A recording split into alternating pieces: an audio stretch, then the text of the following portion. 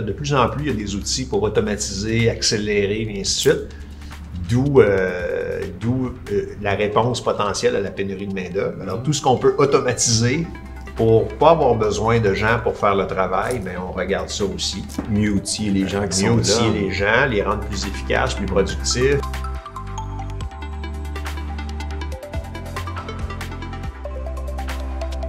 Je vais donner un petit aperçu là, pour les gens qui ne te connaissent pas. Paul Raymond, tu es PDG d'Alitia depuis 11 ans. Oui. Tu es sur le conseil de WSP, conseil de la Chambre de commerce de Montréal. Tu as siégé comme président du conseil de l'AQT aussi. Oui, oui. Président aussi de Make-A-Wish Foundation. Oui, j'ai été président du conseil de ça aussi pendant un bout de temps, plus maintenant. Mais pendant 7 ans quand même, je pense. Ingénieur de formation, 2 garçons. Ouais. Fait que moi, je connais ton secret. Je le sais que tu as plus que 24 heures dans une journée, puis je veux savoir où tu les as trouvés. C'est drôle, hein? Ça vient de ma déformation militaire où on apprend à prioriser les choses qui sont importantes. Parce que j'en parlais ce midi d'ailleurs avec un autre entrepreneur qui disait « Paul, telle affaire, ». Ben, j'ai dit « Pour moi, exemple, les fins de semaine, c'est sacré. » Alors, je fais un effort de ne pas retourner de courriel les week-ends ou si on a cédulé des rencontres importantes, ben, je ne le fais pas le vendredi soir à 5 heures pour quelque chose qui est dû pour lundi. Je pense créer cette attitude-là dans l'organisation, parce que si moi je commence à envoyer des courriels à 8 heures le soir, puis 10 heures le soir, puis samedi matin, puis dimanche matin, le message que ça envoie aux gens, c'est que c'est normal. Fait que j'évite ça à tout prix. J'essaie de ne pas prendre d'engagement les week-ends, sauf exception. Fait que pour moi, les week-ends, c'est sacré, c'est la famille, c'est prendre soin de soi-même. Fait que pour être capable de faire ça, il faut être vraiment organisé, puis de focusser sur les choses importantes, puis d'éviter les distractions, les choses de perte de temps pendant les autres jours de la semaine. Puis ça, c'est pas évident. Faire le triage de ce qui est important et ce qui ne l'est pas. Plus on avance, plus on grandit, je pense que ça devient là, comme en haut de la liste. Là. Il y a un TED Talk d'une dame qui est spécialiste dans les urgences, qui explique justement comment prioriser le travail. Nancy Duarte, c'est ça? Quelque chose comme ça, oui. La gestion de l'énergie. Bien, là, rouge, jaune, vert. Elle dit, ben si c'est une situation de vie ou de mort, c'est rouge. Fait que quand il y a des gens à l'urgence, puis tu fais le triage, ben, tu commences avec ceux-là. Puis après ça, ben, les codes changent, puis les verts, ben, des fois, tu les laisses de côté. C'est pas. Faut que tu fasses des choix dans ta vie. Tu fais le choix dans les organisations, comme nommer tous les conseils sur lesquels j'ai siégé. Ben, je siège plus sur tous ces conseils-là. J'en ai 2 autres à part Alitia aujourd'hui. Puis j'essaie de limiter ça à 2. Alors, avant d'en prendre un autre, ça veut dire qu'il faut que j'en laisse tomber un. Parce que, comme dit, il y a seulement 24 heures d'une journée. Mais l'autre chose, c'est aussi de prendre les gens de notre équipe. Alors, tous les dirigeants d'Alitia font partie d'un conseil d'administration de quelque chose. Alors, Make-A-Wish, c'était moi avant. Maintenant, j'ai passé le flambeau à quelqu'un d'autre de notre organisation. Alors, il y a un autre de nos VP exécutifs qui est maintenant au conseil d'administration de la fondation Make-A-Wish. Alors, pour moi, c'est paying it forward, puis d'impliquer d'autres gens, puis on a une équipe, là, puis plus l'équipe grandit, bien, il faut la leverager, cette équipe-là. Ils sont là pour une raison. Ben oui, certain, j'espère. Ouais. Puis je trouvais ça justement, en fait, c'est intéressant que tu parles de grandir l'équipe parce que la dernière fois qu'on s'est parlé, il y a déjà 1 an, tu me parlais du cercle vertueux. Et c'est la première fois que j'entendais cette expression-là. Puis ça, c'est justement un des points ça l'a décliqué quelque chose dans ma tête. J'ai dit, waouh, tu pourrais-tu nous partager? Ben, pour moi, c'est simple. C'est que si j'ai des gens qui peuvent faire ce que je faisais mieux que moi, ben, ça me permet de faire autre chose. Alors, c'est important pour moi de redonner, de développer nos leaders, puis de passer du temps à développer les gens qui deviennent meilleurs dans ce qu'ils font,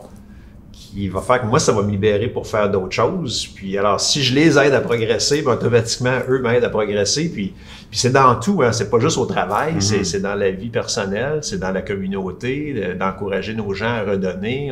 On a ajouté une journée, justement, pour tous nos employés à travers l'entreprise, une journée de giving, là, une journée pour aller faire quelque chose pour l'organisation de leur choix, l'œuvre de bienfaisance, parce qu'on essayait, les gens nous demandaient des jours pour ci, pour ça, on a dit parfait, on va faire une journée pour tout le monde, choisissez ce que vous voulez, puis nous, ben, on va payer pour. Alors, juste ça, d'encourager ça, d'envoyer le bon message, ben, les gens s'impliquent, puis les gens, c'est quoi? l'organisation ne fait pas juste parler de ESG, ils le font. ESG pour tout le monde. L'environnement, l'engagement social et la gouvernance. Alors, comment être une société responsable, pas juste faire de l'argent pour les actionnaires, mais créer de la valeur et puis pour la société au complet. Puis, dans la même manière où tu parlais de gestion de l'énergie ou gestion des priorités, la gestion des M&A, ça doit être quelque chose aussi, parce que rendu au point où tu es, je présume que de trouver le bon fit... Mais on applique la même recette là aussi. On a une liste de critères sur lesquels on est très discipliné. Puis c'est quoi les critères? On en a plusieurs. On en a 3 critères clés. Une fois qu'il y a un fit business, géographique, financier en termes de les grandes lignes. Les grandes lignes, là, on a plusieurs critères, mais les 3 clés, puis ça, c'est avec l'équipe de management. La première question que je leur demande tout le temps, c'est pourquoi vous voulez vendre? Quand les gens nous disent parce qu'ils veulent quitter, puis changer de business, puis ils veulent sortir de la ligne nous, ça ne nous intéresse pas. Alors, nous, on cherche des endroits où les gens veulent rester. Pour revenir à ce que je mentionnais tout à l'heure, on cherche des leaders dans un créneau. Si les leaders quittent, la minute qu'on a fait la transaction, pour nous, ça ne vaut pas grand-chose. Parce qu'on achète du monde, on achète de l'expertise, on veut que les leaders restent. Alors, s'ils nous disent qu'ils ne veulent pas rester, bien, on passe. Alors, c'est la première question. Alors, s'ils disent parce qu'on veut accélérer la croissance, on a besoin d'un partenaire, parfait, check.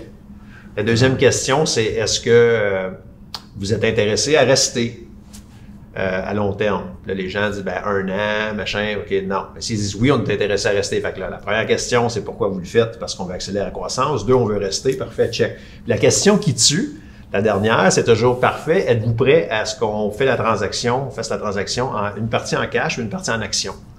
Puis quand les gens nous disent, non, je veux juste du cash, bien, on sait qu'ils vont partir. C'est un red flag, hein? C'est un red flag. Alors, ça, c'est comme la dernière question. Quand les gens disent oui, je veux des actions, puis après ça, c'est une question de c'est quoi le pourcentage, mais quand les gens disent non, pas question, on veut juste du cash, normalement, c'est pas bon signe. Mais entre toi et moi, c'est 3 fois la même question. Oui, mais c'est comme... Trois angles. Oui, tu pelles l'oignon, là. Puis là, t'arrives vraiment, là, c'est comme, OK, oui. T'es-tu là pour le long run? T'es-tu bien sûr? Ouais. T'es-tu vraiment sûr? Puis, mais c'est drôle parce que souvent, on a les 2 premières, c'est correct. Quand on arrive à la dernière, non, on aimerait mieux du cash. OK, parfait. Ça veut dire que tu sais que les 2 premières réponses, c'est de la bullshit. Honnêtement, oui. C'est quoi les prochaines étapes? More of the same, on continue. On est numéro 1 dans Microsoft ERP Cloud dans le domaine manufacturier, Process Manufacturing, en Amérique du Nord. Tu appelles Microsoft, le numéro 1, c'est Alitia. On est numéro 1 dans Oracle ERP Cloud dans le milieu de la santé aux États-Unis. Un hôpital aux États-Unis qui va implanter Oracle, ERP, toute la suite. Appelle Oracle dit appeler Alitia. Alors, c'est phénoménal.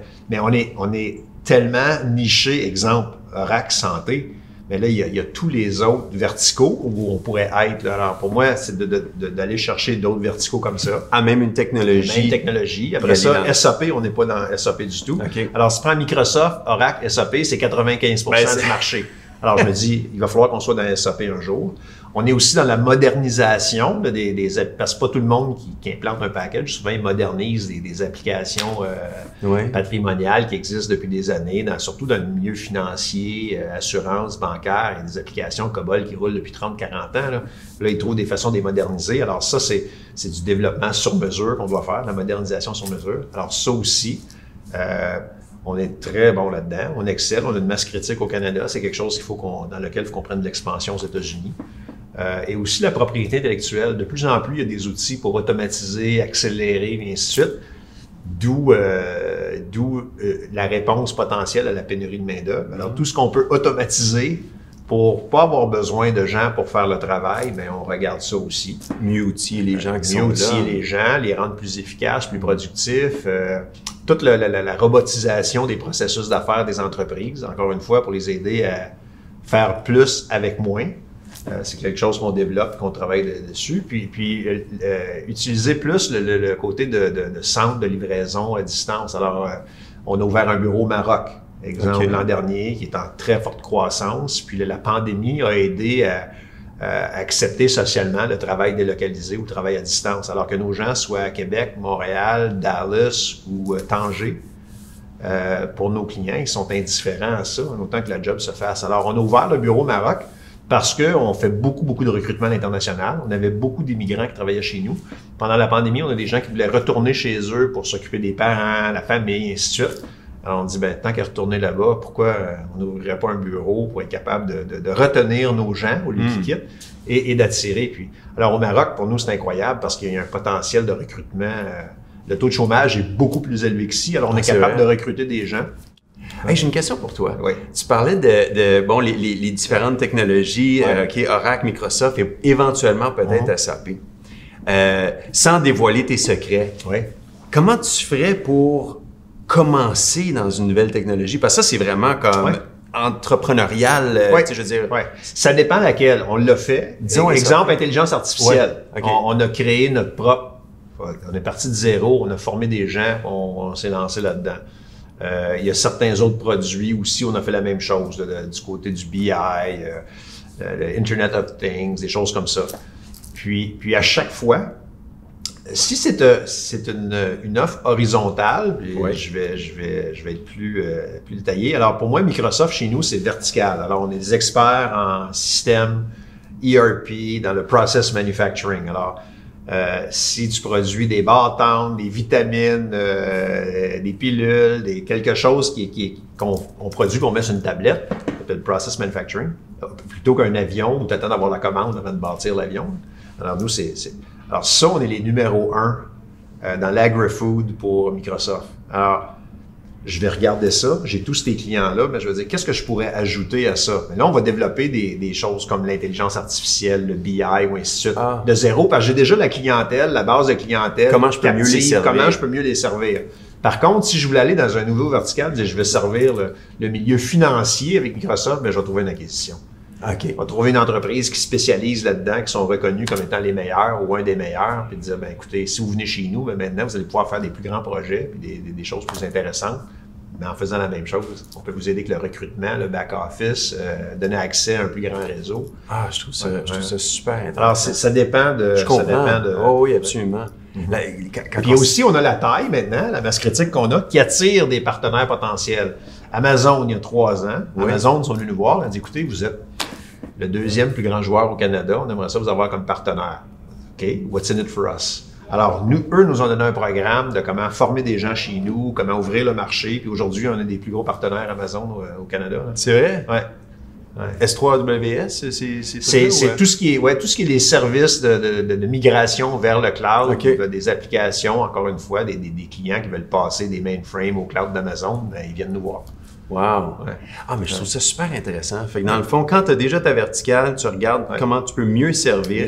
J'imagine, dans le fond, ce que j'avais trouvé super intéressant la dernière fois qu'on s'est parlé, tu m'as dit, tu leur demandes tout simplement. Absolument. Écoute, pour moi, j'avais trouvé ça tellement simple. Pas besoin de faire une étude, demande aux clients. C'est où le problème? Qu'est-ce qu'on peut faire pour aider? Puis les gens nous le disent, là, au contraire. Ou tu te vois dans 5 ans. Ben non. Écoutez, on a un problème ici, peux-tu nous aider avec ça? Non, mais voici ce qu'on peut faire, ou on va le développer, ou on va le faire ensemble. On avait un client dans le milieu d'assurance qui voulait implanter un nouveau système sur lequel il n'avait aucune expérience. On n'était pas capable de trouver de fournisseurs, de partenaires, à moins d'aller aux États-Unis. On a dit au client, écoutez, on va investir, on va former des gens chez nous et chez vous, on va le faire ensemble. Brillant. Alors, on a contacté la firme qui était responsable de cette solution-là. On leur a expliqué ce qui se passe, puis on dit, oui. Alors, on est devenus des experts dans cette solution-là parce que le client avait un besoin, puis on a trouvé une façon de l'aider. Ah, wow! Mais je pense que quand on part du point qu'on veut devenir le partenaire de confiance, on n'a pas donné le bullshit au client, on disait oui, puis après ça, on formait des gens, on arrive, on dit non, on ne l'a pas, on n'en trouve pas, ça n'existe pas, on va le créer ensemble. Puis les gens, comment peux-tu dire non? Comment peux-tu dire non à ça? Parfait, je règle mon problème. Puis c'est simple et vrai par son élégance. C'est comme ça, pas besoin d'être plus compliqué. Ben non. Mais quand on part, notre approche, la vision de devenir le partenaire de confiance, on part de l'inverse. Alors, on n'essaie pas de développer un produit, après ça de trouver un client. On commence avec le client, on dit quel produit le client a besoin, quel service a besoin, comment on peut les aider. Alors, c'est très différent. Puis les deux modèles fonctionnent. Là. Quand Steve Jobs a développé son premier téléphone, il n'est pas allé voir les clients pour savoir ce qu'il avait besoin, ça n'existait pas. Il a développé un produit, puis il dit, je vais trouver quelqu'un, puis... Ouais. Tu penses que les deux modèles fonctionnent encore? Ah, absolument, absolument. Ouais. Mais c'est très différent. Parce que le build it and they will come, là, moi, j'ai... Tesla est un bel exemple. Il a bâti une auto électrique qui a... Non, mais il y en a, c'est rare. Mais il y en a. Mais c'est des jeux vidéo, même chose. Quelqu'un, écoute, ça prend des gens très créatifs qui répondent à un besoin très spécifique. C'est pas vers là qu'on va. Là. Nous, notre rêve, c'est pas de créer le meilleur jeu vidéo, c'est vraiment de devenir le partenaire de confiance du client. Ben, écoute, ce qu'on va faire, c'est on va terminer sur voir grand. Tu sais, on était évidemment la vision PDG. Le thème de la conférence. Le thème de la conférence, voir grand pour toi personnellement ou Alithya, c'est quoi? Moi, voir grand pour Alithya, c'est que dans 20 ans d'ici, la compagnie est toujours là, une nouvelle direction, la compagnie est 10 fois plus grande. On est vu comme un joyau de l'industrie. Compagnie que tout le monde dans la société va être fier de ce qu'on a fait, de ce qu'on a bâti, puis que ça va continuer après Paul Raymond. Là. Pour moi, une des raisons pour laquelle on est allé public, c'est justement la journée où Paul Raymond va être trop vieux ou pas assez d'énergie, où il n'y a plus d'idées. On va avoir des gens qui vont pouvoir prendre la relève puis continuer. Puis on a un plan d'achat d'actions pour les employés. Alors, tous les employés peuvent être actionnaires de l'entreprise, puis on en finance une partie justement pour encourager nos gens à participer à la création de valeur qu'on fait, la création de richesse, pour justement les impliquer dans le business, puis le sentiment d'appartenance. Pour moi, quelqu'un qui peut revenir dans 10 ans et dire « Moi, je prends ma retraite à cause des actions que j'ai eues quand j'étais employé chez Alithya », ça serait, écoute, la musique à mes oreilles. Alors, on travaille vers ça, bâtir quelque chose qui va être là pour la durée, puis le long terme, puis une compagnie que tout le monde va pointer dans 10 ans, puis dire hey, « Écoutez, une belle compagnie, je suis fier, je connais quelqu'un qui travaille là, on travaille avec eux autres. » Absolument. Ouais. Ben, vous êtes super bien parti. Ouais. Puis si quelqu'un veut continuer à te suivre, à savoir, c'est quoi les dernières nouvelles, c'est quoi la meilleure manière de... Notre LinkedIn ou Facebook, on a un groupe de médias sociaux chez nous très actif. Alors, chaque nouvelle, tous les jours, il y a quelque chose de nouveau. Même moi, j'ai de la difficulté à suivre tout ce qu'on fait. Alors, non, c'est un bon média. Merci beaucoup. Ouais, c'est moi qui te remercie.